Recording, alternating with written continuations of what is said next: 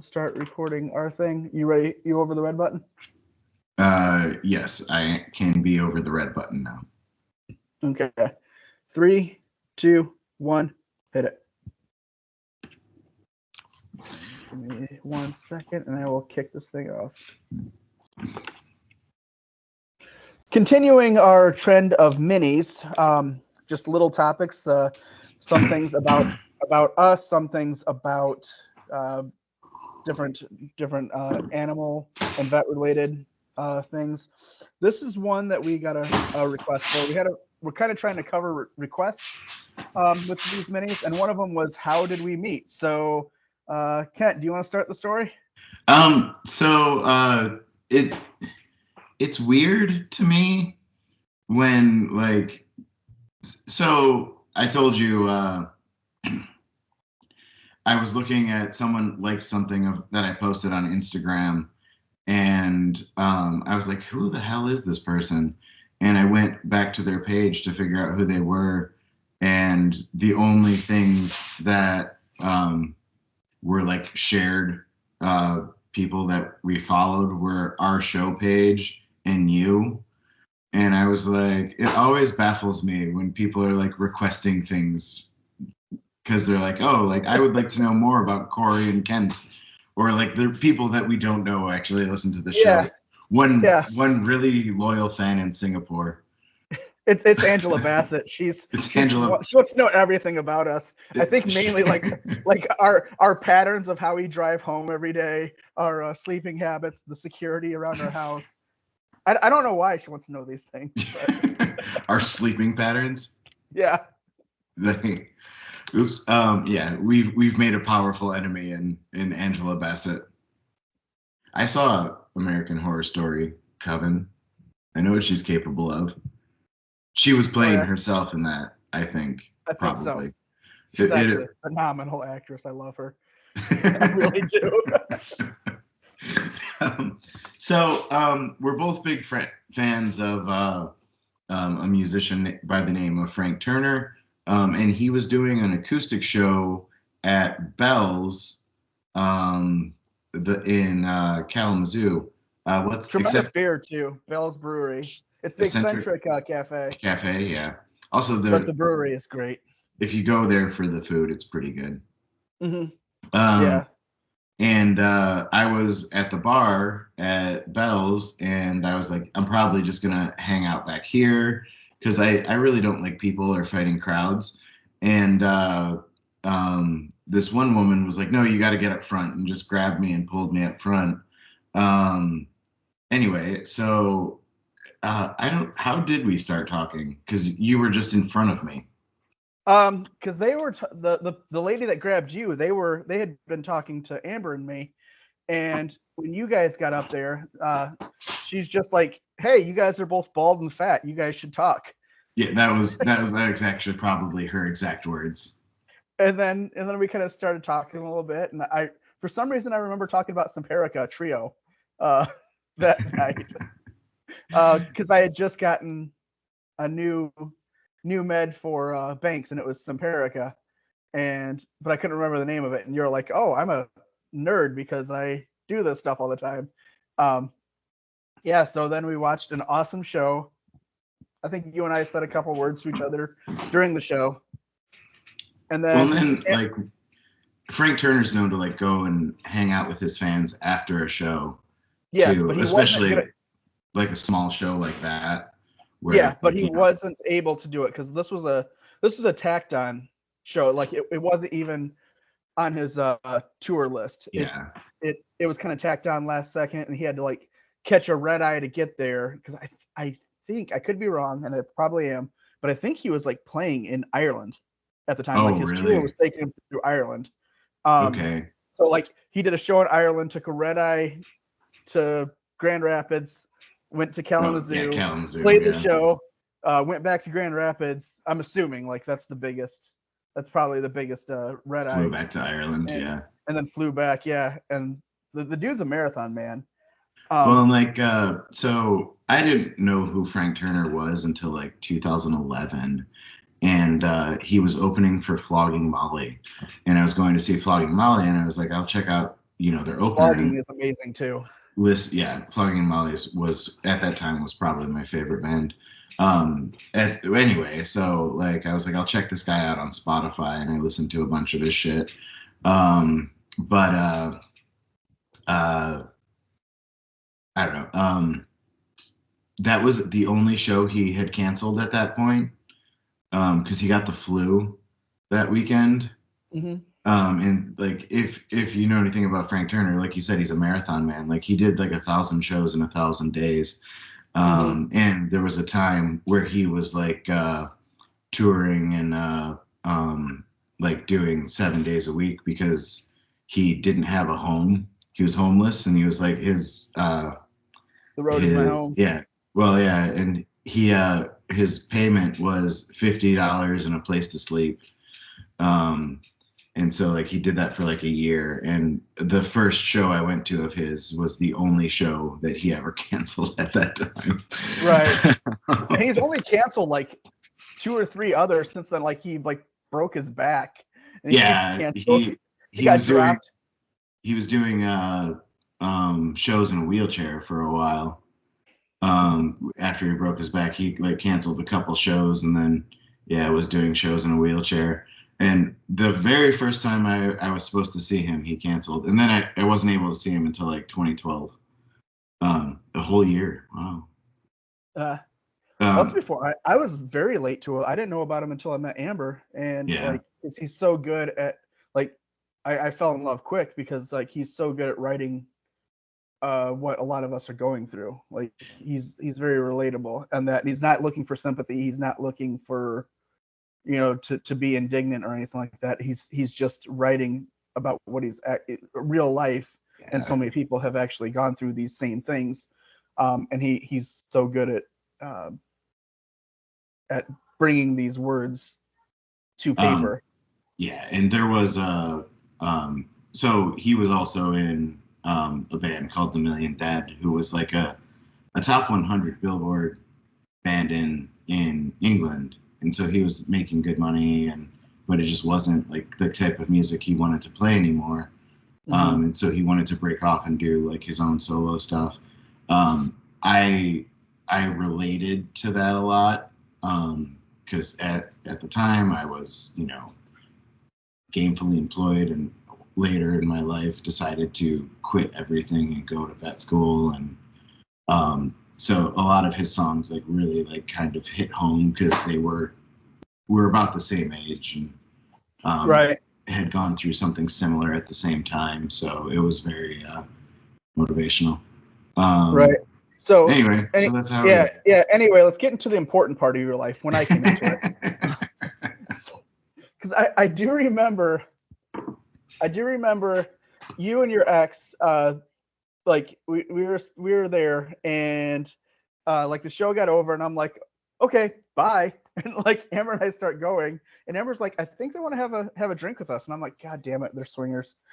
I don't know why that was the first thing I thought, but like I thought that. I'm like, all right, fine, let's go. But I'm clutching my keys close to me, and then I remember we were sitting around a high top having a couple beers, and like kind of became fast friends there, and then Well, like the first time you ever called me was like to ask for animal advice, and my like in like inner monologue was like, it begins, oh that because yeah. like like everyone, like it's there's a line in Salem's Lot, or no, it's in Pet Cemetery, where because the main character in Pet Cemetery is a doctor, and he talks about Gage Creed talks about how God, what's the other guy's name? Judd. Um, when he invites him over, and he's like, at first, it's like, oh, we'll have a beer, and then all of a sudden he's asking for advice about his wife's problem, and like again, something I related to because everyone, if you go out the second, I got my COVID vaccine yesterday. And Mm, the pharmacist was like, oh, because they know I'm a vet there because I call in my dog's prescriptions. And she's like, "Do you mind if I ask you a question?" And I was like, "Yeah, of course. Like, I'm supposed to be getting vaccinated, not talking about that." But we talked about increasing her dog's medications. And I told her she should talk to her veterinarian about that. Right. Yep. So I Yeah. was the asshole. We No, had texted and we had talked a few yeah, we times. had talked online and everything. It was just funny because like that was my first thought, and then like here we are, like what? That was like 2015, I want to say. 17. 2017. Oh yeah, it would No, have been 20. no, 2018. It was 2018, July of 2018. Really? Yeah. Yeah, because well, let's be real. We had about 4 months before, no, 3 months before my wedding. Had I known you for longer than 3 months, you would have been in it. Yeah. Well, and that's funny because I was late anyway. How awesome would that have been if you had had me at your wedding and I had shown up late? You're not standing with me. You're not standing with me up there. But then, like when they do the intros, you just come waltzing.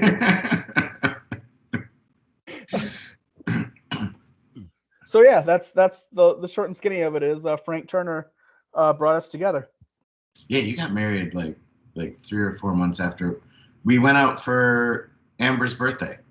And she invited us to your wedding that night. Amber, I think her birthday's in August.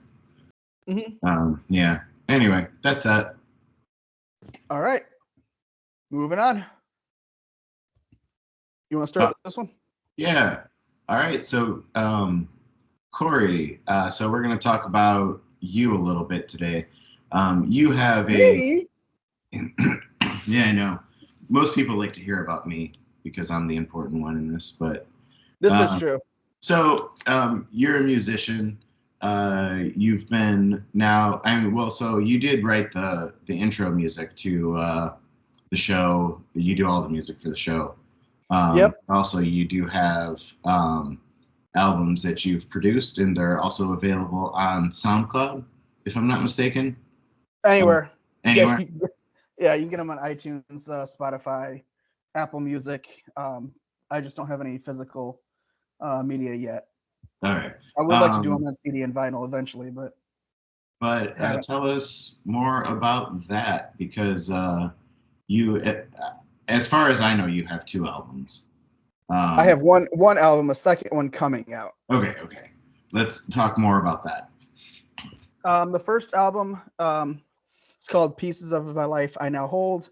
Kind of written about that one was a hard one because some of the songs in it I wrote like 15 years before I actually recorded it, but I really liked them. So like I didn't relate to them in the same way that I did when I originally penned them, but they still have meaning to me. They still mattered to me. So that's what and ultimately when you're writing any kind of song, you want to relate to your base, right? Like, you don't want to build a base all about mental health. Everybody's come to you about like mental health, like Frank Turner has written so much about like mental health issues, then all of a sudden start writing songs that are bashing mental health patients, you know what I mean? Like, Yeah. and that's the same thing, like kind of how my little base that I have, I kind of wanted to, like, I felt like what I had to bring to the table in what I was writing, even 15 years ago, still was relevant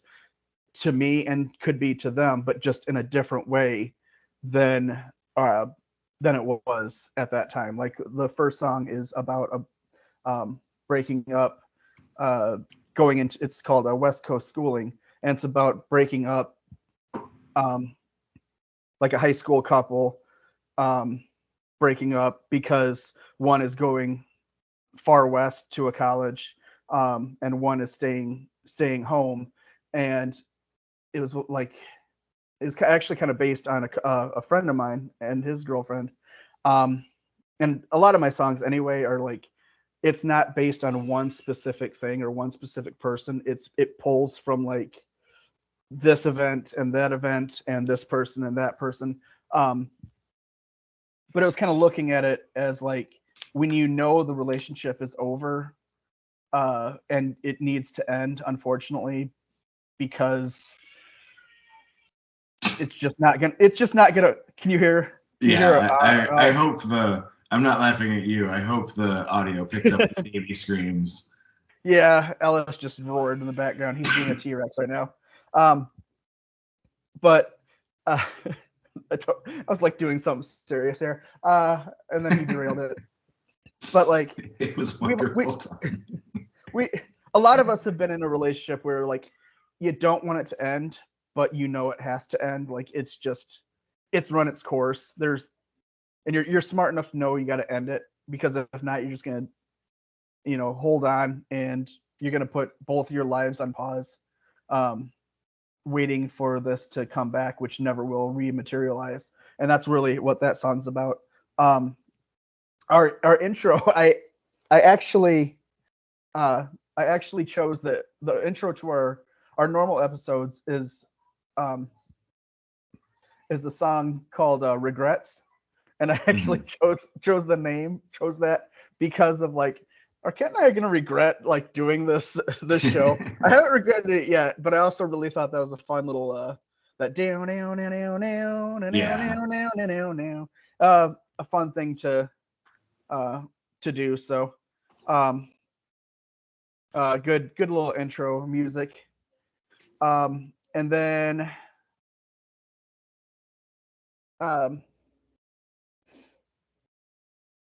totally brain farting here. So I have the new album that's coming out. It keeps getting delayed. I'm aiming for February of next year. When I was writing this, and I mean, growing up, I listened to it a lot, but I kind of doubled back to it when I was writing it. So there's a huge element of it, but a lot of the like alt rock, pop punk, emo bands that I grew up listening to, like in the like early 2000s to like 2015s. So I actually even named the album, because a lot of them would always have like these weird names. I remember Evergreen Terrace has a few songs, like one of them was What Would Jesus Do with a Hammer? And No, Donnie, These Men Are Nihilists. So I named it, the name of the album is going to be What Happened to the Emo and Hardcore Song Names That Were Incredibly Long-Winded, Witty, and Often Pretentious. And then in parentheses, it's going to say, yes, it's a mouthful, just like me. And all of the, like, I had song names for all the songs, and I decided to even just lean into it. Every one of the songs actually has those style song names. So, and one of the songs that's going to be on the, hold on, pause that for a second, because I don't remember. Oh, okay. So, all right. So one of the songs that is going to be on this album, the name of the song is Patience is a Value, and I'm Feeling Worthless. And that's actually the intro and outro music for all these minis. Oh, okay. So, yeah, that's the quick thing is just been writing music, and I hope people like it. Corey Johnson and the Broken Nightscape is the name of the project. And if I'm not mistaken, you play all the instruments except for drums, correct? Correct. Yeah. I even sing, unfortunately. I think I'm okay for the type of music that I'm doing, but if I was ever going out of my genre, it would not work. Like I couldn't do hardcore. I could not do like classic rock. You wouldn't have me replacing Freddie Mercury and Queen or anything like that. Opera. That would just be a opera. I might be able to do opera.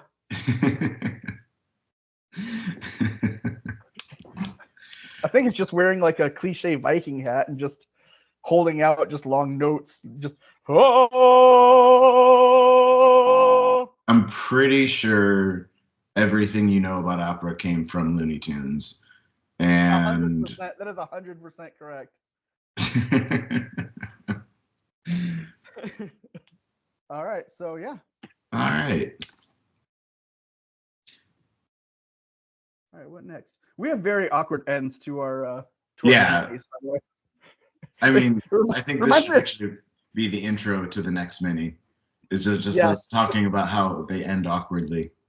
Perfect. It just feels like Napoleon Dynamite when he'd end phone calls or he'd like, okay, bye, and just walk away. Hold on, I'm gonna like go tell people to shut up just a little bit. Okay, I'm gonna refill my coffee, then I'll be right back. All right, enjoy.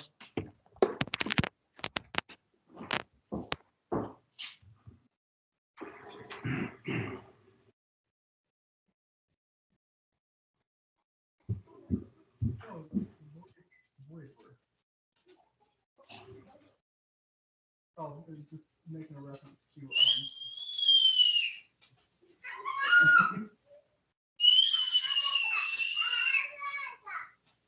right. All right. You got applesauce? Come on, thanks for the door. Or you want to hang out with me? Okay.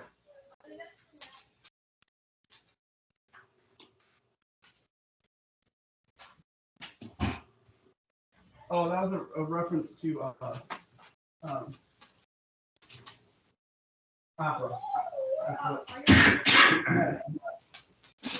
They asked me something about our knowledge is entirely of opera is entirely based on music.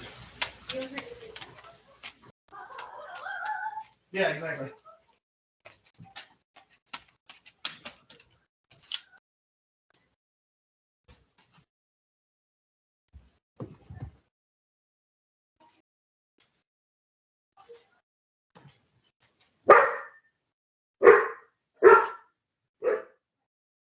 Bankers. You have a horse?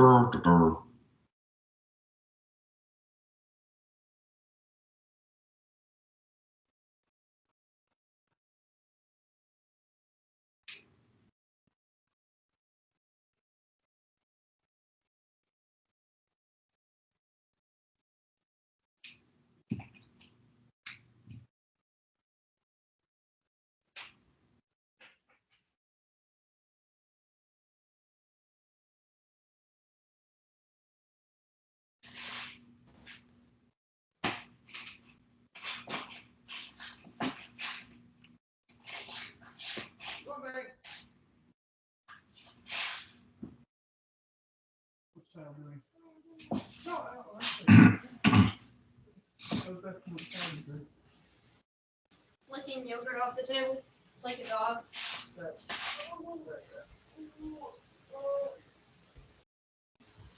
Hey, can I distract Haley? Well, Haley, Haley's kind of her laundry too. I'm very. Right there.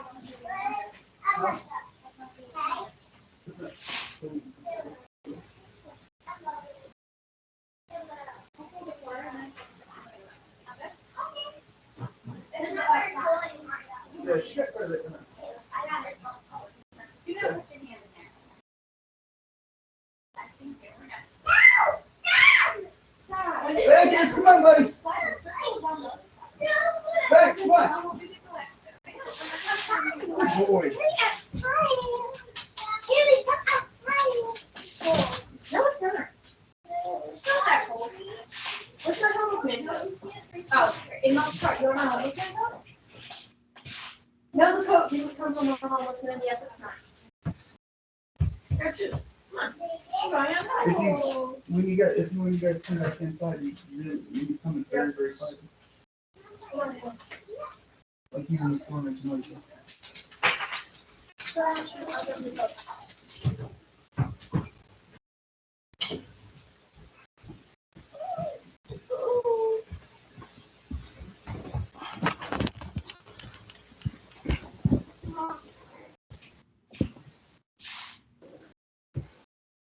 All right, back. And we're back. All right.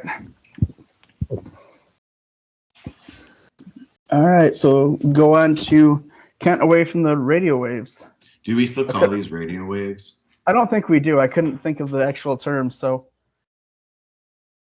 Yeah, podcast waves. From the Castuals. All right. Okay, we'll go with Castuals. All right. Coming back on these minis. Kent, what do you do in your free time? That was kind of another question that had popped up, was how you kind of decompress from like let's say you've had a really, really stressful day with the vet. Maybe you've had a few youths. Maybe you've had to deal with a couple angry clients, maybe a little bit of both. And your favorite tech flipped you off and walked out. That probably has happened more than a few times. Rachel did that like daily. No, Rachel's a funny case. I forced her to love me. Anyway, vet med's a weird thing because it really does become part of who you are. Like, you spend so much of your life working to become a veterinarian, you do kind of forget to have hobbies. I'm a big reader, but like sometimes after a hard day, it'll be like difficult for me to like focus on a book. So like short story compilations or audiobooks are always a big favorite of mine. I'm a big gamer. I am a big proponent for the gym when I can still go to the gym. Currently,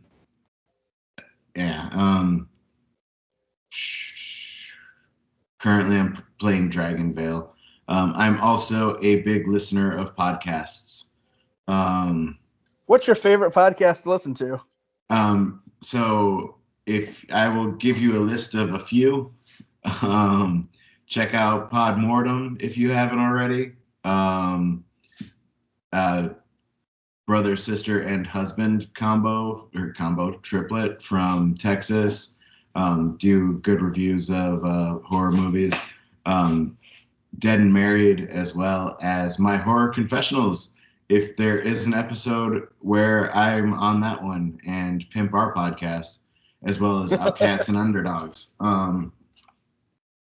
Yeah, so I covered Willard because I had never seen Willard, the original from the 70s. Anyway, currently into a podcast called Let's Get Haunted, which is like kind of more of a true crime type deal. I do a lot of true crime. Morbid is those two are kind of in the same vein. Both are run by two women, and both talk a lot about their personal lives. Was Podmortem? Was that the other one that were you on that on the game show too? There was one you were on. That was My Horror Confessionals. Podmortem was on that one. Okay. So yeah, they all played as like I think they played as a group that time. But yeah, we did a horror trivia night, and that was a lot of fun. That was well before we had ever started this. Yeah. So I didn't get to pimp that one, but that's for their Halloween. They do trivia night, bring in different podcast hosts and different guests. Perfect. Anyway, that's about it. All right. Excellent. My incredibly boring life. All right, animals that you think you could take in a fight. What's the largest animal that you think that you could beat one-on-one in a fight? God.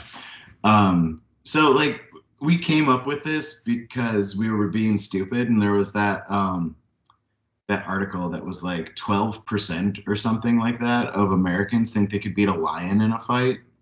Grizzly bear. Grizzly bear. Yeah. Okay. I definitely could not beat a grizzly bear.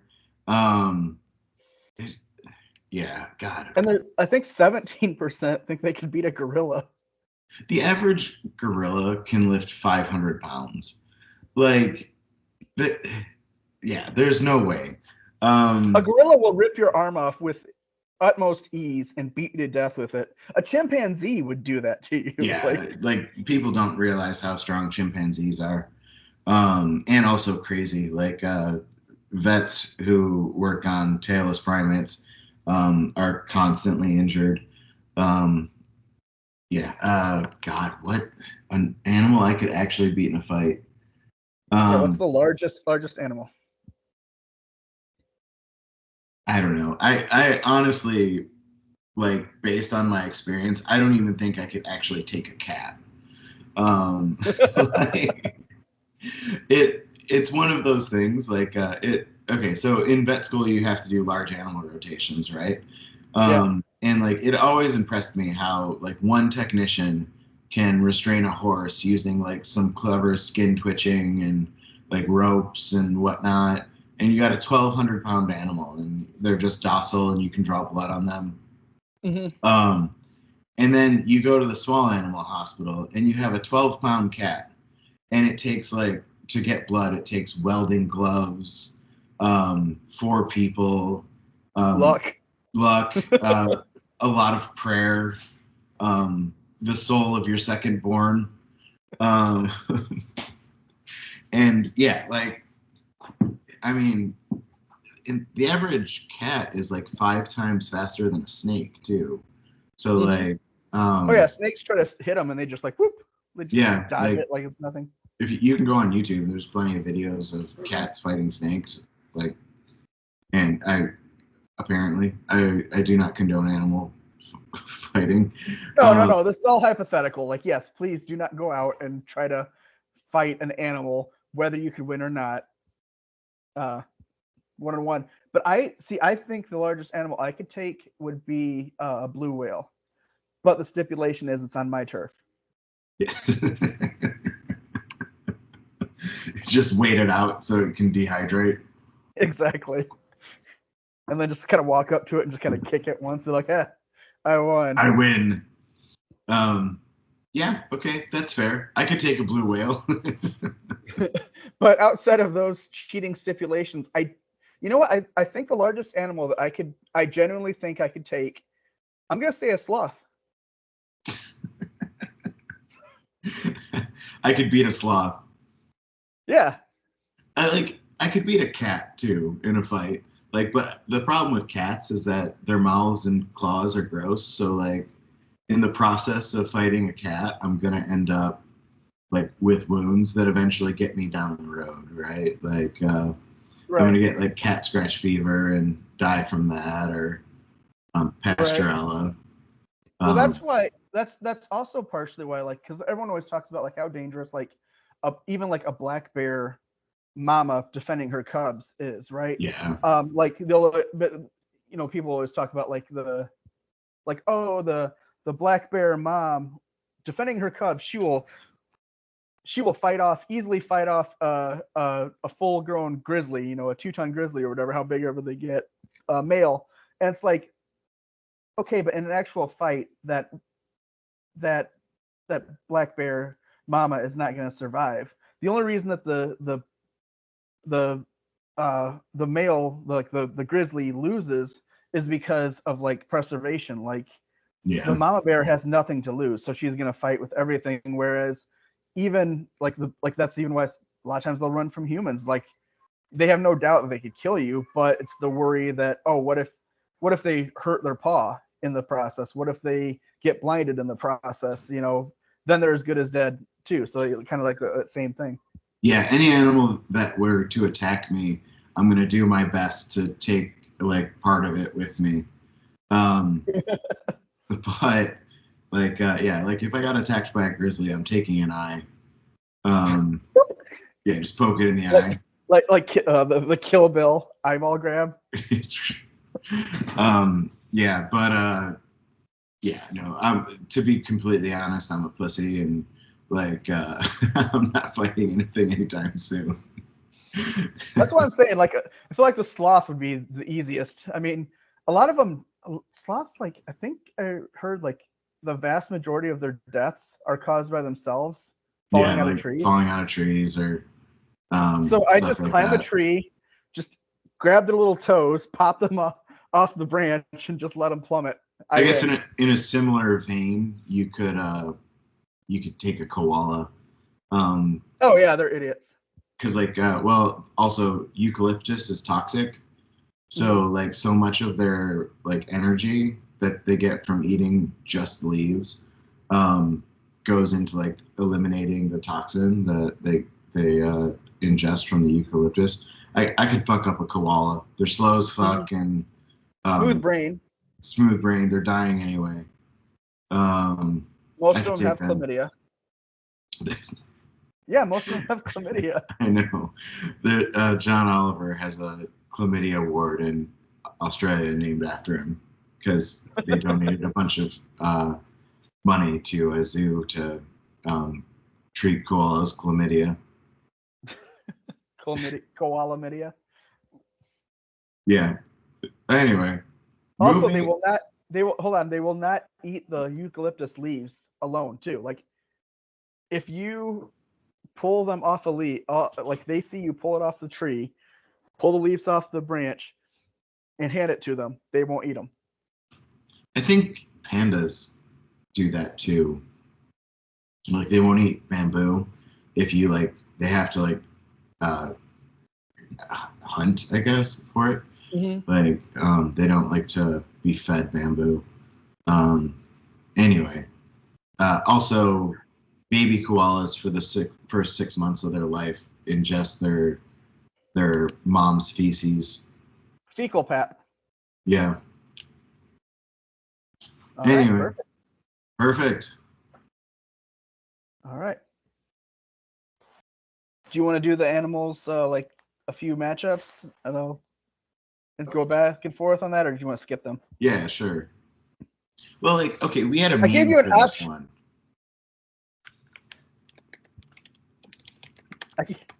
I gave you an option. You say, yeah, sure. Hey, would you like chocolate ice cream or vanilla ice cream? Yeah, sure. I mean, that's a legit answer. In that situation, yes. Do you need to? All right, up here. Do we turn left or do we turn right? Yeah, sure. Yeah. I mean, clearly you're asking the wrong person because you should be listening to the GPS that we're using. Well, okay. I was trying to find that meme about you know what? It's in the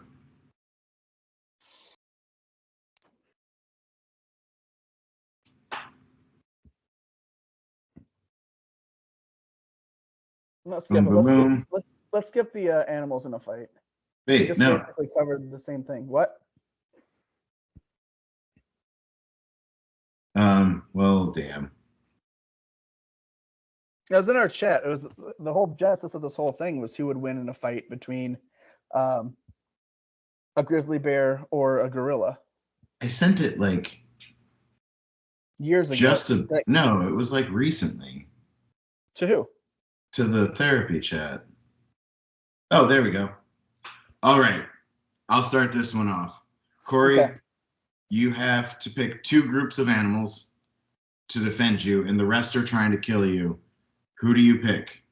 You get 50 hawks, 10 crocodiles, 3 brown bears, 15 wolves.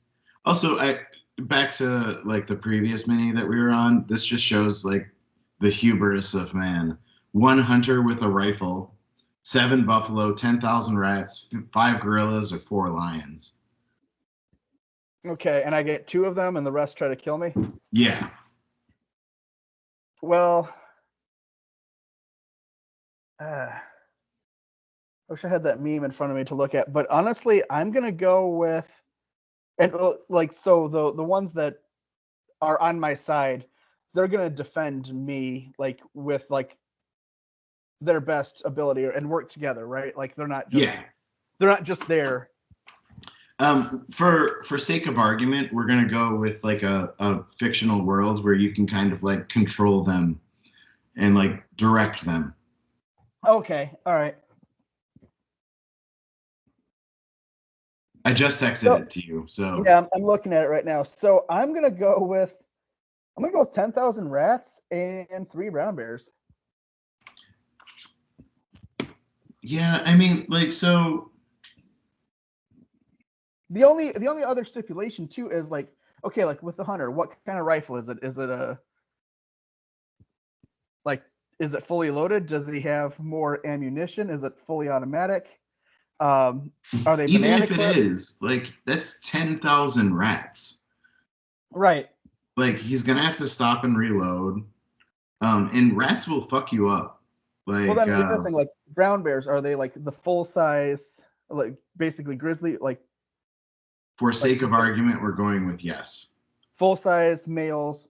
But then at the same time, like crocodiles, are they your average crocodile, or are they saltwater crocodiles, or are they Florida crocs? Like there's a big difference too.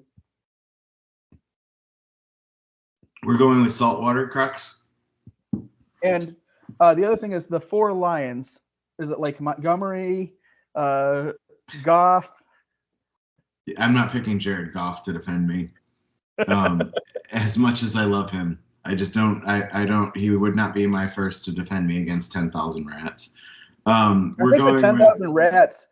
I almost want to say the 10,000 rats would solo. The only threat to them is the hawks, because the aerial assault. But if they get down close enough to, because especially if those rats are moving like a unit, just like I'm just figuring them like a fucking rug of destruction. One hawk grabs one of them, or even 2 of them, and the rest are already swarming them before they can even go up and get out. And hawks, I could,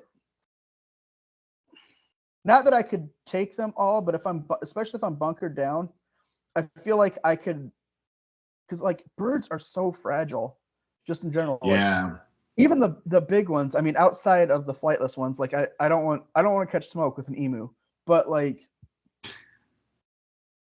even like a great horned owl, like I feel like one punch and they're their bones crippled, break really easily. So once you got like, and once it's grounded, it's done. Like it's not a threat anymore. It's not a threat on the ground. I assume like we can have a weapon in this. So like if I get like a bat, like the hawks could swarm me, but I think I could probably take 50 hawks in a fight. Yeah. And like okay, so I also would take the 10,000 rats. Looking at what's your second? Because I'm thinking the brown bears to keep around me. Like the 3 brown bears are like my personal guards, and the 10,000 rats are my infantry. Yeah. I'm thinking the wolves are a threat, but I feel like one brown bear could take out 15 wolves. Yeah, I mean if they're grizzlies, I'm still probably going 5 gorillas. Smarter, capable of using weapons, like because they can like hold a club or something like that. So if they kill the hunter, they can take his rifle.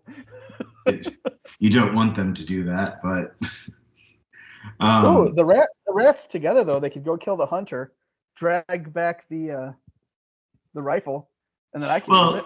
But also I could break up the rats, and I mean like we're going in a fictional world where I can like, control my rat army. I could break them up into 5 groups of 2,000, and like, I mean 2,000 rats will still fuck you up. Like that is I don't think people understand how many rats that is. And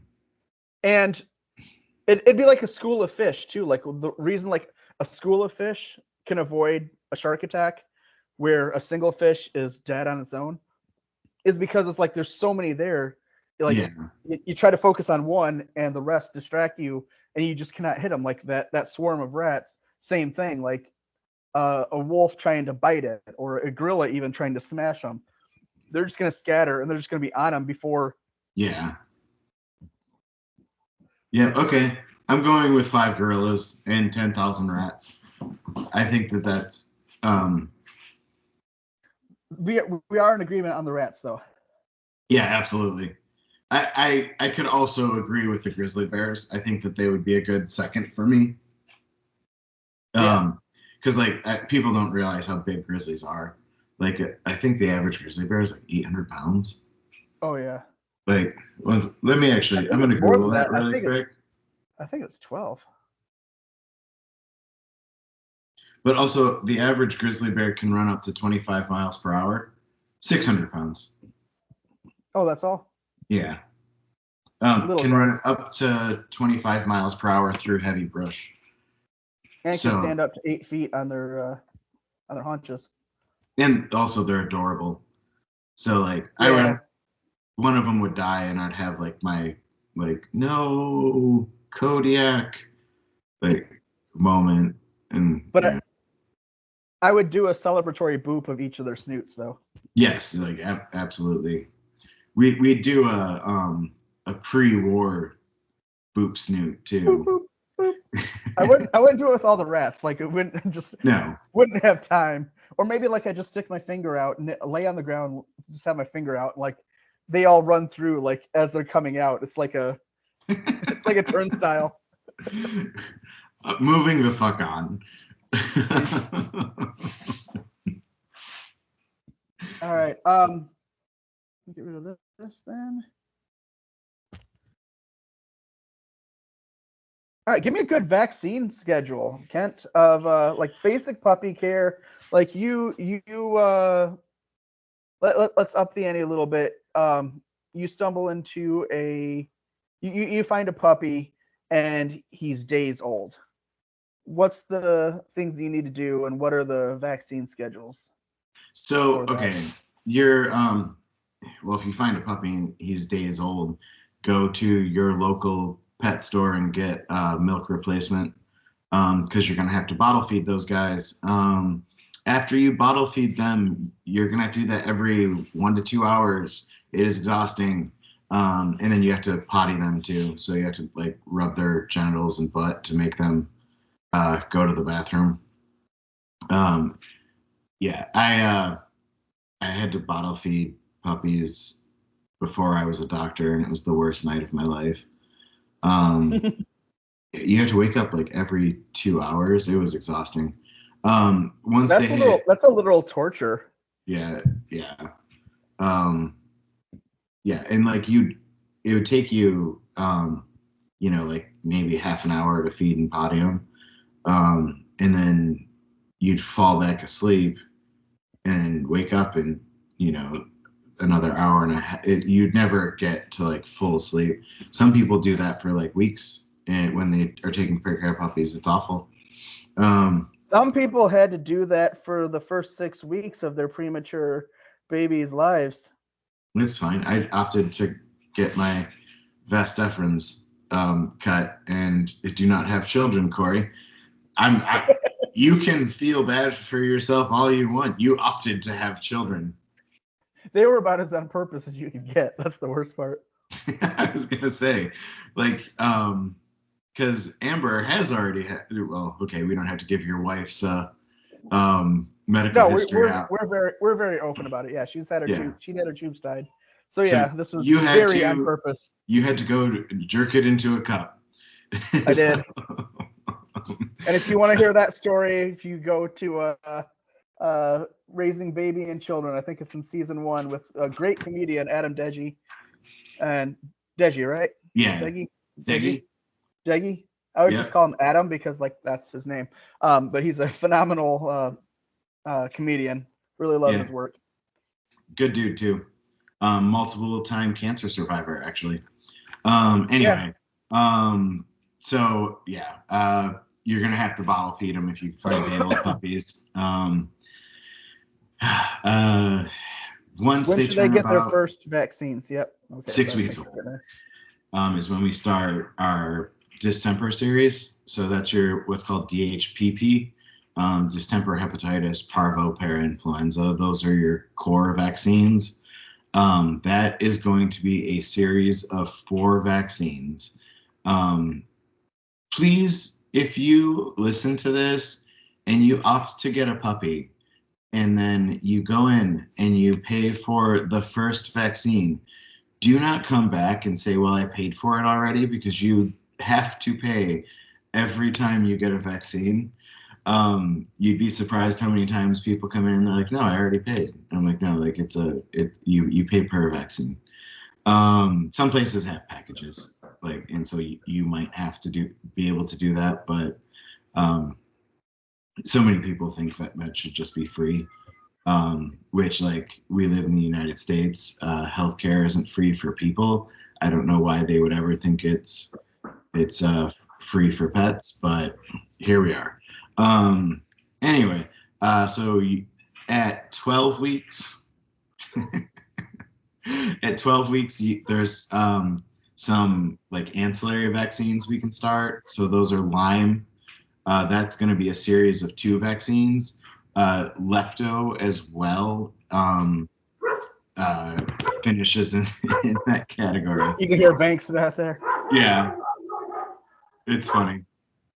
Yeah, he does that. Lepto and Lyme, those are both a series of 2 vaccines. Generally speaking, with Lepto, that'll come with the distemper vaccine. You just don't start it until they're 12 weeks old. At 12 weeks, we can also do rabies. That is 1 shot. I tend to tell people to put it off to 16 weeks, simply because that makes sure that the distemper series gets done right, because it has to end at 16 weeks old. And rabies is the required one. Like, so there is a law in most states that requires rabies for dogs. Some states also require it for cats. It is even indoor cats. Yeah, because there's the chance that they could bats come inside your house. Fair. And yeah, like different rodents will get inside your house as well. Like, and we can talk about this later, but it blows my mind how many times, like, people are like, well, they never go outside and I'm treating an animal for flea allergic dermatitis. And I'm always like, fleas don't really care. And for cats, sometimes I get it, but they can still get fleas because rodents do come in your house. In fact, 1/3 of the world's population was wiped out because rodents come in your house. Anyway, that's it for. In fairness, this was in an era where vaccination wasn't even a thing, let alone pushed back on. And even like basic sanitation was not common knowledge, and people never washed their hands. People were literally like shitting in the streets and like walking through it. Like, yes, the fleas on the rats certainly helped exacerbate it, but Americans on their own were, or not Americans. Sorry, I'm so used to Americans being stupid. Because the humans on their own were not doing any favors either, with bad cleanliness, without with all that. All right, so like that's the puppy schedule. Yeah, that's the puppy schedule. The guy who invented epidemiology, so there was a cholera outbreak in London, and he was figuring out that it was all traced to like this one water pump, and like he never that makes sense. Figured out like why it was. He just removed the handle from that one pump and stopped the outbreak, and it's the germs from just touching it and just over and over and over. It was from drinking the water in that pump. Oh yeah, okay. Because it was, I think it was 1600s. Don't quote me on that, but it's just a really good example of you don't have to figure out what the problem is to treat it. Like, right. And find a solution. Like, and I always liked that as an example. People are like, well, what caused this? And I'm like, I don't care. Like Doesn't matter as long as you're like fixing the problem. like let me fix it. Like I don't live with you. I don't live with your pet. Like I can't tell you 100%. Right. You don't know where it Like, came from. yeah, But you what know they have happened. it. But I know that this is what they have and this is what I can do to treat it. All right. Perfect. Moving on. Hold on. Yeah, they went outside. Okay, well, they're out somewhere. I think they might be. Sorry, one of Haley's friends came over. It's cool. The All right. life of a dad. Yeah. Anyway, let's see. Do you have any good drink recipes? Yeah. All My right, favorite. Is that how we're course. starting this, or do you want to start over? Yeah, I'll start over. I was kind of because I mean I don't know how much longer you want to go with this. I really want to do the client-patient relationship, and we could probably merge that with the kindness to your vet and dealing with Okay. entitled tricklegs. Does that work? Yeah. So how about drink recipe episode? I mean, I have time to do them all, but I don't know if you do or if you have the gumption plus let's just keep going. voice fatigue and everything like that. Yeah. But I do want to get MacGyver done because I think that'll be a huge draw. All right, so what do you want to do? Just keep going, or you want to do the drink recipe? Keep going. Well, we'll do the drink recipe and then okay. Yeah. Hey, Kent. Yeah. I am parched and I put the fun in functioning alcoholic. Can you help me out? So I have two of my favorite cocktails that we can talk about. Anyway, my favorite cocktail is a Manhattan. I don't really drink That's anymore. a classic. But yeah, like I kind of put the kibosh on alcohol. But my favorite drink recipe is a Manhattan, which is 1 ounce of vermouth, 2 ounces of whiskey, whether you like rye or bourbon, it's up to you, and 2 dashes of bitters. Which I always think it's kind of interesting that you should use sweet vermouth if you use dry vermouth. That's considered a Brooklyn. Anyway, 212 is the area code of Manhattan Island, and the drink recipe is 2 ounces of whiskey, 1 ounce of vermouth to 2 dashes of bitters. So I always thought that was fun. Like, whatever. I'm told I've never called anyone from Manhattan, so I don't know if that's actually the area code. Anyway, my other favorite drink recipe is actually kind of a cocktail that's gone out of fashion since Prohibition. And well, like during Prohibition, because they made all their own alcohol. Like it was really terrible alcohol. Right. Yeah, you want to so, cover up the flavor. You had to cover up all the flavor of your alcohol. So yeah. So like a lot of Prohibition cocktails were like very, very like interesting. And anyway, so they also made a lot of gin because gin is one of the easier alcohols to cover up like the bad alcohol flavor, right? Like there's good alcohol flavor. Anyway, so it's an aviation. It's 2 ounces of gin, half an ounce of maraschino cherry liqueur, 1/4 of an ounce of creme de violet, and 3/4 of an ounce of lemon juice. You garnish that with a brandied cherry. Both of those are garnished with brandied cherries. That one's my favorite because it's purple. How do you shake any of it or? Yeah, like with a Manhattan, you should stir it. You shouldn't shake your whiskey. Right. But like with an aviation, you should shake it. Perfect. Yeah. All right, and I'm looking at 212 for at least New York City Pizza Kitchen.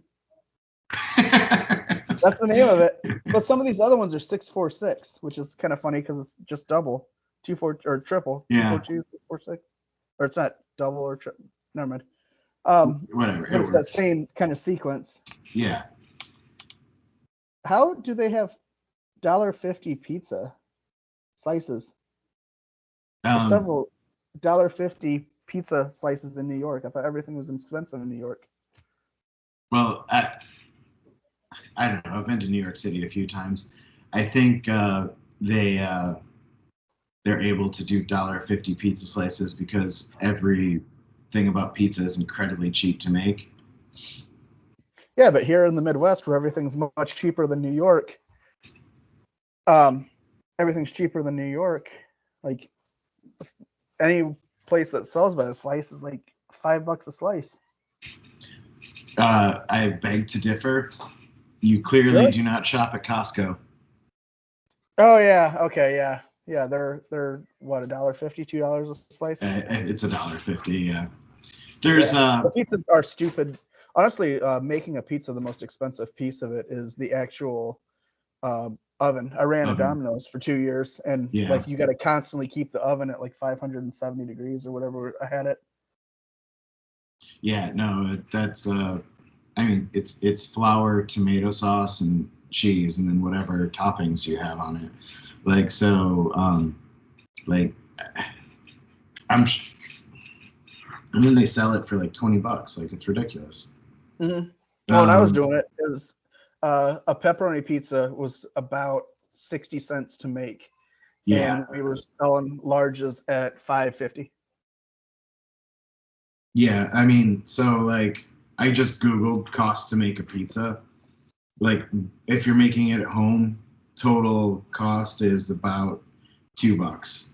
And that's like if you're, buying stuff from the grocery store. It was like right. Yeah. Where I was buying 40-pound or multiple 40-pound bags of cheese and blobs of dough, like 500, 600 of them at a time. Yeah, it's an incredibly cheap thing to make. Yeah. All right. All right, Kent. What are some tips for separation anxiety? At first, what are some of the things that dogs do? I mean, I've seen some issues with separation anxiety. I got that with Taser. When I first got him, he was get destructive, messes in the house, and in one of the cutest yet scariest things ever, he made like an homage to me where he had gotten into the dirty laundry, drug a pair of my pants out. They were up on the couch. My shoes were at the feet of where it should have been. He drug a shirt up over the back and put a hat. Yeah, and put a hat on. And it was like the equal, like, most terrifying and endearing thing ever. Like I'd had him maybe 3 weeks. He was kind of getting into that wheelhouse of like, because I think I've told you before, like he was returned twice. Yeah. Before I adopted him, and so he like didn't want to settle in right away because it was just like the changes that all dogs go through anyway. Plus, like, oh, I've seen this movie before. I know how it ends. Like, and then once he realized, oh, okay, maybe I'm actually staying. But yeah, then he got better. But then he built me in effigy, and it was sweet and awful at the same time. Yeah, well, at least he didn't burn it. That's true. Well, he did have a match in his mouth when I got home, so. So I mean, the easiest way to handle separation anxiety is drugs. I use a lot of trazodone for pets with bad separation anxiety. A lot of people will use Prozac, et cetera, et cetera. But there's some non-pharmacological ways to handle it as well. So you can use, there's a thing called the Thunder Shirt.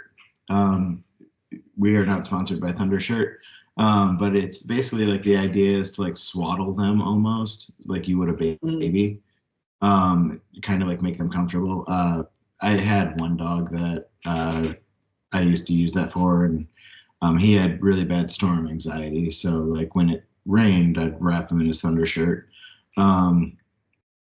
But also like there's things like melatonin you can use. On top of that, like leaving on like a TV or something, or radio, just something for company for them. Dogs do tend to like that. It doesn't always work. Your best results are going to be with medications. Generally speaking, hopefully with dogs, like with Taser. Yeah, he got through it.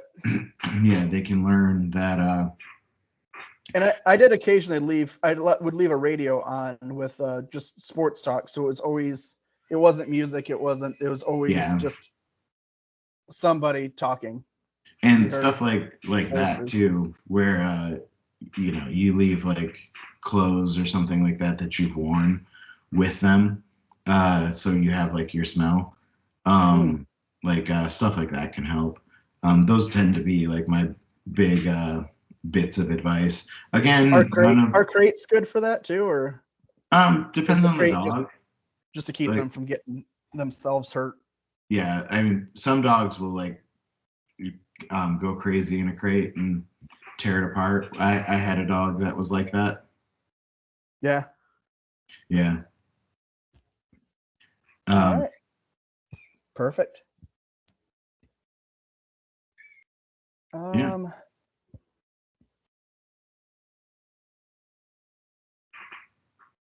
What did you want to do with foreign bodies? I don't know. Let's skip that one for now. Yeah, that one's probably dumb. Unless we're not talking about like Swiss models, right? No. They're foreign bodies. Okay.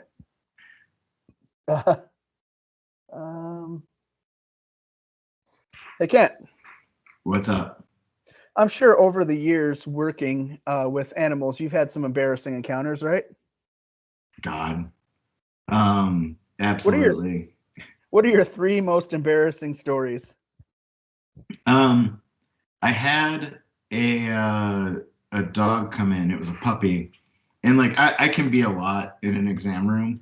Like I'm someone who very much like loves pets, and like it shows in an exam room. Anyway, so I had this pit bull, and Mom forgot to tell me he was an excited peer. I was wearing light blue scrubs, and the dog comes up to me and is like jumping on me, and I'm on my knees, so I'm just like rubbing up his face and making stupid noises at him. And he decided that he was going to pee, and it was a perfect U shape right on my crotch. And it just looked like I peed myself. And fortunately, it was my last case before lunch. So I went to Scrub Depot, not sponsored, and bought these scrubs and wore them for the rest of the day. And that is why I have scrubs at work at all times now. You learned at least.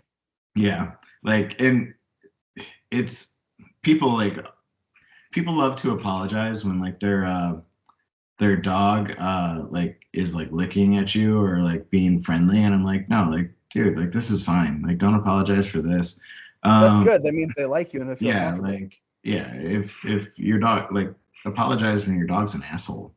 Like don't apologize because he's like likes me and is having a good time. Like what the fuck, dude? God, other embarrassing stories. Offhand I can't think of much. But yeah, so we'll just leave it at that one because that's the one that comes to mind. That's great. All right. Antibiotic stewardship. What did we mean by this? So people love to call up and ask for antibiotics or just request them through Chewy or something like that. And we're going to talk about why you can't just do that. All right. Why can't you, Kent? Oh, hold on. I'll start this over. I'll actually start this like an episode. Hey, Kent, I think banks need some antibiotics. Can I call up Chewy and just have them send them over? My answer to your first question is I don't care what you think.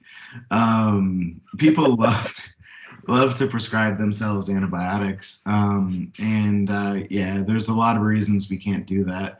But like, yeah, I had someone the other day request enrofloxacin for their cat, which there's a few reasons. Sorry, enrofloxacin's a antibiotic, and it's kind of a big gun antibiotic. So people will often be like, well, I want something stronger. Antibiotics don't come in strength, right? Like this isn't necessarily stronger than this. They come in spectrum. So you've heard of someone say like broad spectrum antibiotics, right? Mm-hmm. That's something that's going to treat antibiotic or bacteria that's both gram-negative and gram-positive. Because all bacteria will stain one of those two things when you look at it under a microscope, based on their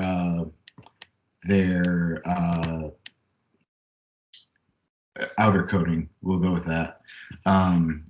They hold on to a stain differently. The guy who invented that, guess what? His name was Graham. And like everyone in science, I'm convinced that scientists just have tiny penises. That's why we name everything after ourselves. Anyway, well, like enrofloxacin's more a narrower spectrum antibiotic. So it's also like a newer antibiotic, so it's considered like a bigger gun antibiotic.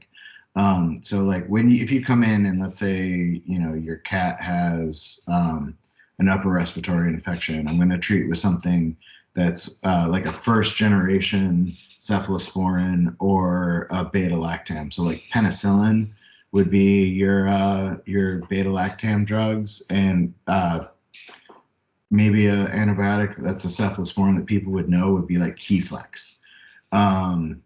Now, if you go up, ampicillin and amoxicillin, those are also like lower gun antibiotics, but there's also vancomycin, I believe, is I don't think vancomycin is now a beta lactam. And never mind, none of my internet works down here, apparently. But you're going to have bigger gun antibiotics. Those need to be preserved for very resistant infections that you've cultured and are specifically using that drug to attack that bacteria. If I try, an earlier antibiotic and it doesn't work, then my next step is culture, because we've gotten resistance. And the more we throw antibiotics at problems, the more problems we're going to have with resistant bacteria. So when people call up, first off, you're not a doctor. You don't have, it's a privilege of mine and my licensure to be able to prescribe an antibiotic. You don't necessarily have that privilege, right? Like, even if you're like a licensed technician, like Rachel can't go and prescribe herself an antibiotic. That is something that is very, very specific to my job title. So yeah, people are always requesting antibiotics, but keep in mind, first off, there's a lot of viruses out there, so you don't always necessarily need an antibiotic.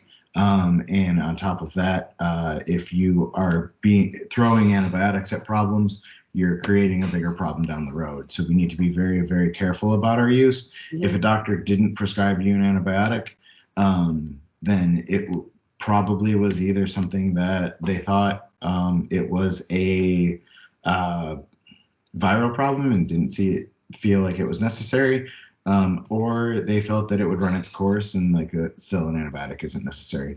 Most of my job, I tell people regularly, is most of my job is helping the body do what it was going to do anyway. Just right. You get it done faster, right?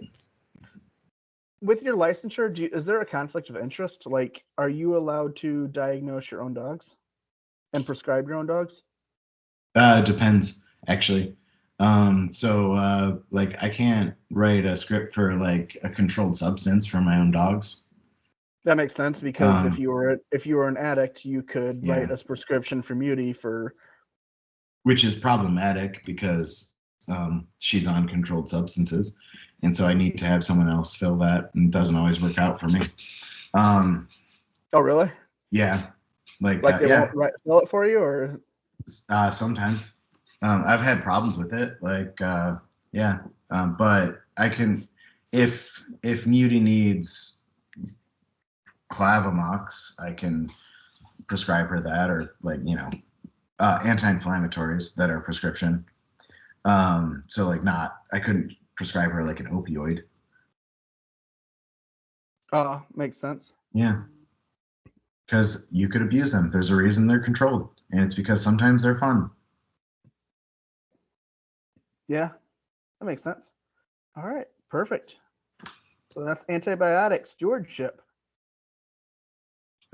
Go through client-patient relationship and kindness to your vet staff. Yeah, that'll work. And then we'll call it a day there. Well, there's only 2 more after that. You want to knock those out? What do you mean by MacGyver and backyard shed? That was the one that we talked about, like there's something that's traumatic, and you're just trying to like fixing the dog in an emergency situation. Like if you're in the middle of, I don't know, set the table for that, but like you're in the middle of nowhere, you can't get to a doctor, even in best case scenario, in like 6 hours. You know, like, so what are some things that in the shed that you could use, like in the average shed that you could use to help the dog? Oh God. Okay. All right. So actually, let's skip that one. So I like set the table for it like privately, so I have time to like think about it. Okay. All right. And then yeah. All right. So then we'll just do that, and you want to do venomous and poisonous? That'll be quick. Yeah. Or we could, yeah. All right. So, Kent, would I be out of line if I said the single worst part of your job is dealing with some clients? No, that would be the God. Oh, I don't know what word I'm looking for. The perfect the perfect description of the worst part of your job? Yeah. Well, I mean, I covered this on my TikTok once. And this woman just came up to the front desk and she started asking me questions, and she's like, my dog's limping. And I was like, sounds like you need an exam. And she's like, well, he's already had an exam. And I'm like, with me? And she's like, no, at his vet. And I was like, well, then if you want me to tell you the problem, like, I need to see your pet. And she's like, well, yeah, but he's already had an exam. It was kind of like who's on first, but like with vet med. Like, it just kept me going like, well, you need to set up an exam with me if you want me to tell you the problem. And she was like, well, he's had one. And I was like, he has not had one with me. And she was like, yeah, but he's seen another vet. And I was like, yeah, well, like, you know, like, what did the other vet say? Yeah, like, and she's like, he doesn't know. And I'm like, well, then I'm not going to be able to tell you from your poor description of you telling me what's wrong. And she's like, well, but he's already had an exam. And I'm like, that's a great story. And I mean, I'm more sarcastic than I was being. Like, I can't actually be a professional sometimes. Right. But you like, also, if I remember correctly in the story, you were on your way to take a shit, right? Like you had to go to the bathroom. That was a different. That was a woman. Different entitled woman. I was just going pee, but I was on my way to the bathroom, and someone was. So I currently work at a hospital that is attached to a pet store. And yeah, some woman just came up to me and is like, I have a question, like screams it. And I was like, I don't have an answer for you. And she was like, what? And I was like, I don't work in the store. Like, sometimes when I walk through the store, people will be like, where's beta fish food? And I'll be like, I don't fucking know, dude. Like, I don't know where stuff is in my own hospital. Like, do you think I know where like the stuff is in the store? Like, anyway. And she's like, well, no, I have a vet question. You're the veterinarian, aren't you? And I was like, well, it sounds like something you need to make an appointment for. And she was like, what? And I was like, yeah, like, I am, like, you're not entitled to my time. I'm going to the bathroom. This is like my personal time. If you have questions, the receptionist is right there. You can go set up an appointment. And she's like, you're rude. And I was like, you're the one being rude. Like, right, you're just matching energies at this point. Yeah, like actually, you're. I take that back. You're not even being rude or matching energies. You're telling her facts, and she just doesn't want to hear that. Like, so because I feel like the two type. Or I think you just from us talking over the years, I feel like the three worst patients, owners at least, are like the entitled ones, like this, like like want to snap their fingers and yeah, you owe me time. You became a doctor so you could do what I say.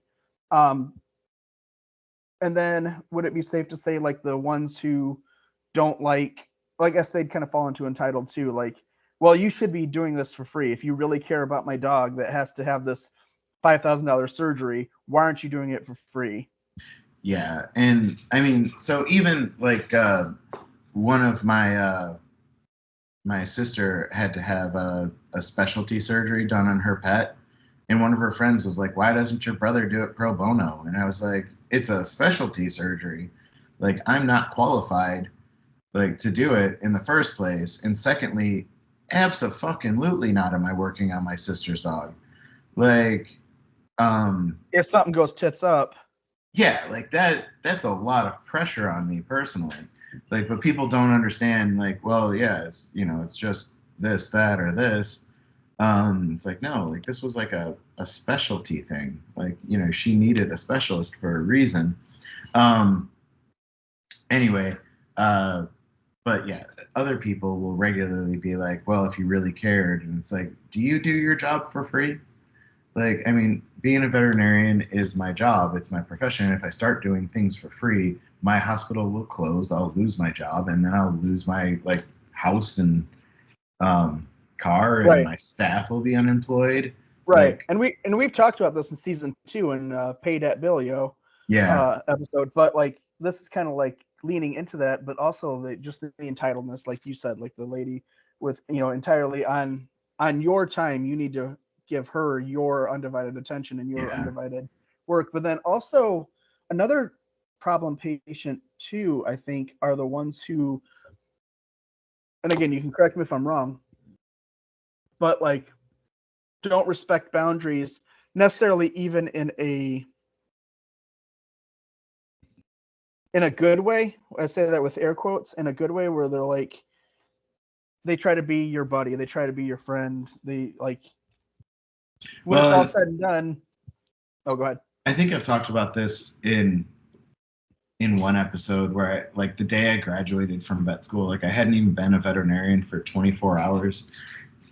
Um, and someone I knew in high school messaged me with a picture of a thigh on Facebook and it's like, "Hey, can you tell if this is broken?" And I was like, "It's nice to talk to you too for the first time in 15 years." Like, if you there's a meme that circulates in vet circles a lot. That's like a message from a client or from someone you knew in your past, and like it's like, "Hey, how you doing?" And the response is, "What's your question?" And like, because people regularly reach out to you, and they're like, but like people will also be like, "Well, I don't want to pay an arm and a leg," and it's like you're also just like insulting me at that point, right? Like, hey, can you tell me Your work is not worth this much. yeah, your work's not worth it. Like that's insulting. Um, so that drives me up a wall too. People regularly Oh, reach out and back when I was actually playing shows all the time, I can't tell you how many people would be like, "Hey, can you come over here and do a 3-hour show for this? Okay, how much you paying?" oh, Well, can't pay? you do it for free? Yeah. Sometimes there's even like a bar, like, I'm gonna be the draw. I'm gonna bring in money for you. You even want me to do the footwork of like promoting the show so Yeah. you can make money. But I'd get for musicians especially, it's getting paid in experience, or Oh yeah. paid in publicity. Yeah. Like, Like okay, let me take some of this publicity down to the the utility office, and can I pay my electric and experience I with publicity? I did relief for a vet and he tried to to pull the, well, you got paid and experience. And I was like, absolutely not. Like, I am a relief doctor and I worked a shift for you, and you are going to pay me the money that I deserve for that shift. Like, so even vets will try to pull that. Oh Like, shit! Yeah. yeah. Yeah, that's But horse shit. I can't imagine. Well, because you like DJ too. A little bit. I don't really advertise that one. I kind of do that more just for friends and family type thing. But Yeah. But yeah, like, it's still something that if you decide to do it, ironically, I have done every single one of those for free. Oh, I have never once DJ for pay. well, scratch that. But in fairness, too, it was always like it's always like for a friend or a family member's wedding. You know, Yeah. so like in some ways, I'm giving them like the best, like the most expensive gift. Because I mean, like, a Yeah. normal DJ is anywhere from $1,000 to $2,000. So if I'm doing Well, all that work, it's also just a lot of lugging equipment. Like, and fortunately, like that's why I started doing it anyways, because like I have a computer, and then I just from doing shows, like I have a big ass PA yeah, system. I've got PA system. all the stuff. Like there's a huge overlap in that Venn diagram of musicians and DJs equipment. Yeah. You gotta have I'm sure. you gotta have a head. You gotta have speakers. You gotta have stands. I don't have light. I don't do like the lights or any of that, all that stuff. But Yeah. But I bring up you DJ, and you're like, oh yeah, I always do that for free. No, so like after vet school, because like everyone in vet school is in like, we talked about this because we went to Corn Dog Bible School on the episode with Aaron. How everyone is like either about to get married or in a long-term relationship. So after vet school, you end up going to a lot of weddings, and multiple weddings I've been at, like they've put up signs that were like, yes, we realize there's a lot of doctors here. It's inappropriate to start asking them questions. Like, let them enjoy their night. And it's right. like being a vet is very much part of who I am. Like, I mean, my TikTok is Dog Tor Kent and the Mutant now. So being a vet, Muty absolutely carries that TikTok thing. oh yeah, absolutely. No one wants to see my ugly ass. Anyway, so yeah, like it's very much a part of who I am. And generally speaking, like if you call or if someone I know is like, hey, like, can I ask you a question? I'm more than happy to help. But like there are people, like I said, like someone who just came up to me randomly in the store on my own time and is like, hey, I need you to answer this for me. And it's like, what? Why do you think you're entitled to that? Like, this is my job. Like, this is what I do for a living. Like, if you want to talk to me, like, there's a reason we have an office call fee. It's because like my time is valuable, and to talk to me, I deserve to be compensated for it. And like I ended up on the anti-vet side of threads recently, and there's a bunch of people that are always like, oh, people don't care. And it's like, I care. I genuinely do care for most of my patients. I just do believe that I am a, valued person who deserves to be compensated for their time. And I take that seriously. And like people just think you're going to do it for free, which is also like kind of insulting to you personally. There's a lot of people who do that in general, though. I mean, like you have if you know a contractor, I guarantee you ask them how many people, hey, can you just build this for free? There have been people who've asked that. My stepdad is a licensed electrician and plumber, and oh yeah, so many people. Hey, can you come over here and look at this, or can you rewire this, or Listen, Brian is a lovely human being who has helped me run through several situations. He's absolutely loves helping. He genuinely does love helping people, but he's also even like put himself in financial strain over the years where like people who could not afford who could not afford to have like in some ways life-saving electrical work done on their house because like it was wired poorly in 1920. Working for either free or working just to cover costs of parts, like he could have been making so much more, but I mean, but at the same time, he never once had to advertise at all. Yeah. Like the word of mouth spread so well from him, and he was never had a shortage of work. So Brian is also our biggest fan and an absolute cheerleader, and I love him to death. He is a great dude. He's an absolute great dude. So he listens to every episode and is actually he requested one of our topics once. Great guy. Yeah.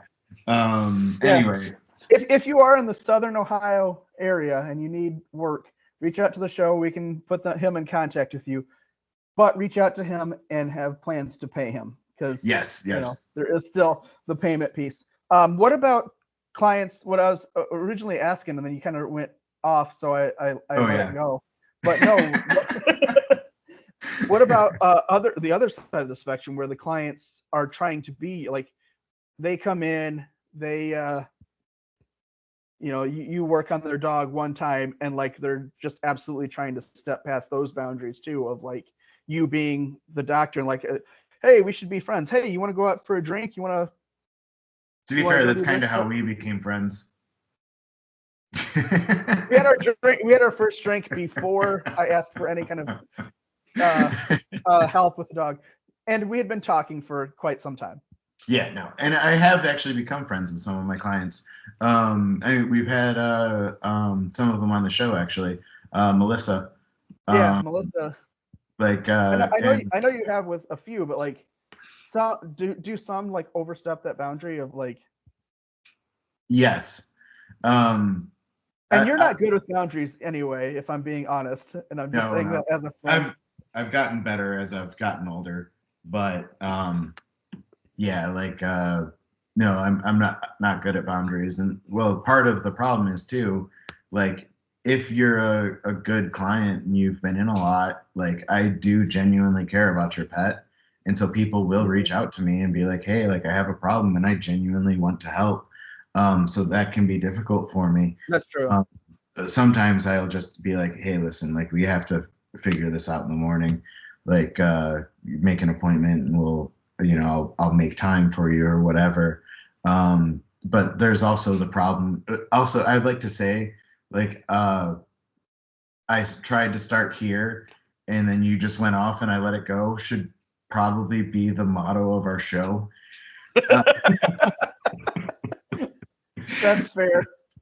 Like, I always let you run, but then eventually I'm like, oh, okay, he's gone in. All right, time to bring in the leash in a little bit. Back in.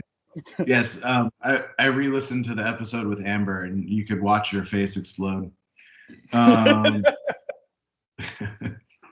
Anyway, so sometimes, like like I have become friends with clients, but like I cared about their dog first, and I did. Some of my clients are very good people, and now I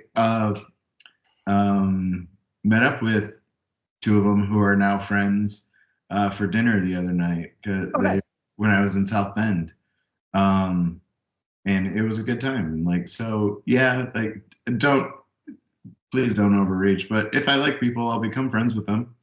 Like, right. But it's not gonna necessarily just happen. If first encounter. Sometimes I will keep people at arm's length.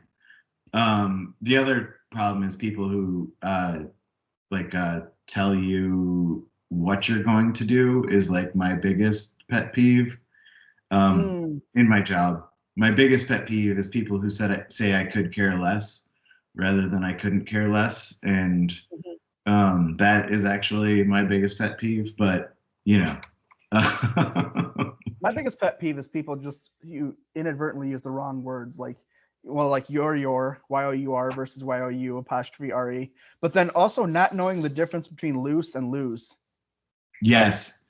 And then I always read it as what it actually says too, like I'm gonna lose my mind. Or I can't believe my favorite sport team lose this game. Yeah, exactly. All right. I think that's a good ending spot on this mini. What do you think? I've had patients die because owners won't respect my my experience and education over their 2-minute Google search. And so remember when you're trying to tell your veterinarian how to do their job, that there is a chance that you could hurt your pet. We're not always right, but I am definitely better than your Google search. Well, that's depressing as fuck. We should have ended when I said we how about we end? All right, enjoy. Hey, Kent. Yep. The term venomous and poisonous is often kind of used interchangeably, but the simple fact of the matter is they're not. A venomous person and a poisonous person are not the same thing, even though they're used interchangeably. And obviously, like a venomous fish versus a poisonous fish are used interchangeably, but being venomous versus being poisonous is not the same thing. And I've always learned that the best way to keep them apart is if they bite you and you die, they're venomous. And if you bite them and you die, they're poisonous. A very smart person told you that. And if I saw it online, and if you bite them and they die, then they're food. Yes, that is true. But so, go ahead. Yeah, I think this topic came up because one of my friends sent me a meme that was like, "Why do I think that you wrote this?" And it was about the new Beetlejuice movie, and Jenna Ortega's character refers to something as poisonous when it was a venomous thing, and it's like, this completely ruined it for me. And that actually probably is. That could have been me. It wasn't me, but it could have been. I was like, yeah, that was probably me. So yeah, venomous means it's injected into you. So like snakes tend to be venomous, not poisonous. There are poisonous snakes. There are snakes that are both poisonous and venomous. I was just about to ask that. Are there any animals that are both venomous and poisonous? Yeah. Yeah. So, well, like if you try and eat like snakes' venom glands, like you can get poisoned by them because some of them can be ingested. So the answer is yes. I actually just looked it up. There are four animals, 3 of which are snakes that are both venomous and poisonous. Yeah. The Asian tiger snake, because its toxins go through its own bloodstream. Same with the Rhadophis keelback snake. Holy crap! It eats poisonous toads to make itself poisonous. That seems excessive. And then there are certain kinds of garter snakes that do that too. But then also the blue ring octopus is both venomous and poisonous. Yeah. So yeah. And then of course, yeah, if you eat the venom gland. Yeah, like well, it becomes. So then in that case, is it venom or is it poison?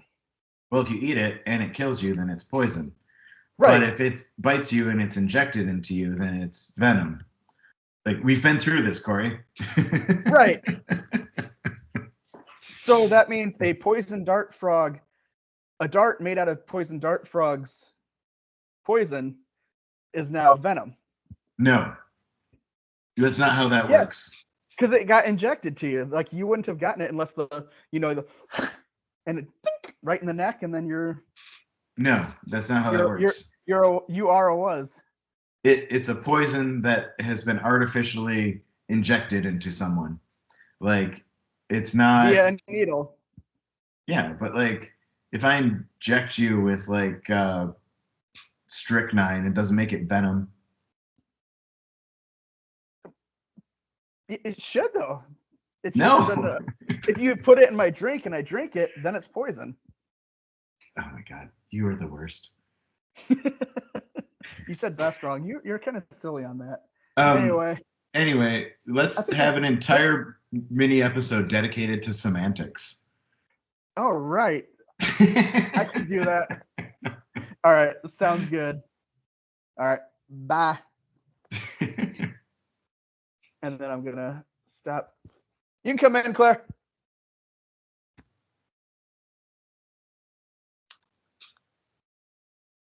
What's up? I wrote it down because I was just gonna come by it. Where's that in my spot for William? Somewhere eventually. Haley got on the chip. Is not going in my room because I finally had my own space and that like I could grab her whatever game she wanted, and she got all pissed about it. And like I grabbed her, I didn't like do anything, but like she got all pressed. And I accidentally scratched her and she left. Oh, is that why they left out? Oh, she'll get over it. Yeah. And she wasn't crying coming out or anything. Yeah, she like started fake crying at me, maybe made me feel better. I don't know. Where's mom? Upstairs putting boys Oh, down. she's putting the boys down. Yeah. Okay. All right. Yeah. Well, if you want, take them all downstairs. The scratch was not. Okay. Just apologize for. I mean, it's one of those whether you did it on purpose or not. Like, Yeah. If I swung my arm back like stretching and I hit you in the face, I'm gonna apologize, even if I didn't mean to whap you. I just take all the board games and put them down. I think if you go down the basement on this side, I think further towards the back, there's some space up in here. Just we put have them. a horrendous amount of board games. We do. Mom doesn't want to do any more puzzles. Put them high though, so the boys can't get a hold of them. All right. All right. Cool. I'm gonna let you go be a dad. I don't want to go be a dad. Talk to you next week, brother. All right. Later, bud.